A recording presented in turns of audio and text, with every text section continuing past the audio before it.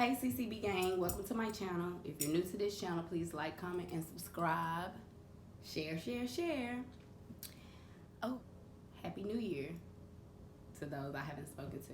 I know I've been so inconsistent with my videos, but I promise you guys that I'm gonna do so much better this year. I have so many things lined up and I'm so excited about this adventure that I'm going on. I have so much new content for you all. So let's start this video. Whoa. So as you know, I am Constance. Welcome back. So I got questions about my illness. They was like, people were asking me, how did I know something was wrong? And everybody, Sincere won't let me be great. So since she won't let me be great, she will be joining us for this video today. So everybody say hey to Sincere. Okay. Basically, it started like I wasn't sleeping good. And let's not forget that I've been dealing with like depression for a long time. I've been dealing with depression ever since 2009, but I never really seek the help to. Not that I said I didn't seek the help. I really didn't take it serious because I did go. In 2009, I had to go to Lakeside to the like it's like a mental institution for like inpatient therapy. So basically I was there on a court order. So, and at that time I want to say I was like maybe 24, 25. So like I didn't take what I needed to take out of that situation. I just did what I had to do to get back home because I didn't want to be there. Okay. So bringing it back, fast forwarding to 2018, I just like my sadness, my depression, it just became so much to the point where I have 2 children, if you don't know that, to the point where I was making my kids isolate themselves from everybody. Like, if I'm not going outside, y'all not going outside. And come on, y'all. You can't make kids stay in the house all day just because you're feeling some type of way. What else? It's just I wasn't answering the phone for people. Like my mom would call, my friends would call, like, and don't get me wrong, I lost friendships due to this illness, maybe because people didn't understand where I was coming from, or maybe I just wasn't a good friend because I wasn't in the right headspace at that time. But that's okay. You know, I don't wish bad on anybody. I want everybody to live a great life, prosperous life, you know, and I accept my wrongs. Like, if I wasn't a good friend, then I apologize for that. But I'm happy now. So. You know, every day is not a good day. Every day is not walks in the park. Every day is not peaches and freaking cream. But it gets better. So, basically, like, I remember the events leading up to me going to the hospital to get the help that I needed. Basically, I remember being in my home. I remember my mom coming over that day. She came over to get the kids, just so they could be out the house and just do something normal. And when I was there by myself, it was just like I was like overwhelmed with like sadness, like to the point where I just didn't even want to live. Like I literally contemplated on like killing myself. So like I think I sent a text to like my mom, a couple of my friends, basically saying that I was sick of this and I was gonna end my life and take care of my kids, all of this stuff. So when I sent that text, of course my mom, she started calling, blowing up the phone. I wasn't answering.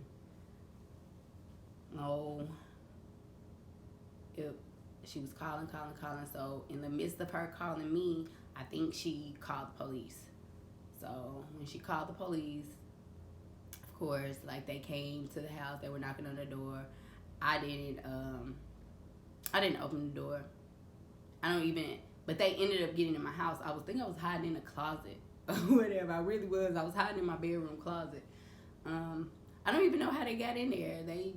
The police, next thing I know, it was like the police was like in my face with like flashlights, like are you hurt? Or you hurt yourself? So basically, I had to go. They sent me to the hospital. Basically, had to go to the hospital for a psych evaluation. So they sent a counselor from basically to talk to you to see if you're suicidal, if you're stable enough to go home, or do you need to be put in a mental, like if you need to be inpatient treatment. So, and I would tell you, when you're manic depressive and borderline personality disorder, manic depressive is a very persuasive person. They know how to manipulate words to make you believe things. So like when the guy was asking me these questions, I was still like in the sense of denial that I don't want to be in no institution. I don't want to be not doing what I want to do. I don't want to listen to nobody else. So I basically just sugarcoated shit for him to where he was like, he believed that I was going to be strong enough to get my own help. So that being said, my mom, they ended up releasing me. My mom took me home. I went home. And I was sitting in the house. And at that moment then, that's when I knew that I needed help. I needed to get out of that house, and I needed help. So like I was sitting in that house, and I swear I felt like the walls was closing in on me. So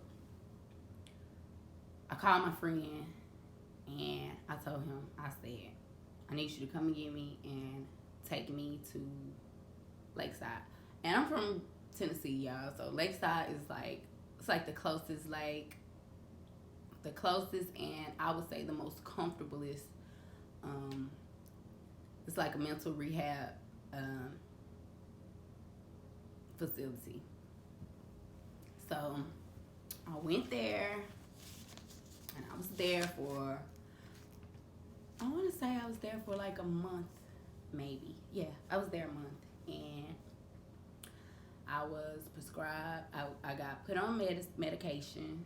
That the first medication they put me on, oh my God, I was supposed to write this down, but I forgot to.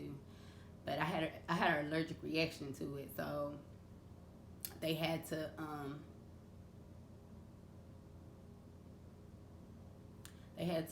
take me off of that, and I think I started Zoloft. And Zoloft, it was cool for the moment. Like, I mean, it kind of made me sleepy, but it kind of balanced everything out. So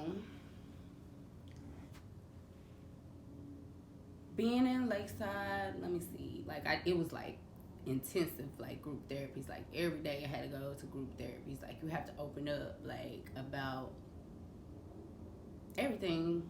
Basically, like what I would say is being an African American woman is the hardest thing to admit that you have a mental problem. That's first and foremost. It's hard to admit that.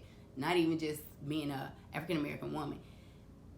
I would say being African American is hard to admit that you have a mental health issue. Like that's something, and it might not even be a black thing. It might be a people thing. But I know in my community where I'm from, it's like when people think you're crazy, that's all they see is crazy. Oh, she crazy. She this. She's that. And it's not the case. People are not crazy. I act on impulse, and I'm working on that. But I just want people to know that don't be afraid to get help. Don't be afraid to be a better person for your kids, for yourself. Like, this is going to be so much better in the end. Like, you can't be happy with anybody, or you can't make your kids happy if you not as your health is. So, that being said, thank you for watching. I hope I answered like a lot of your questions. And until next time, bye bye. Sincere, you sleepy? She said bye too.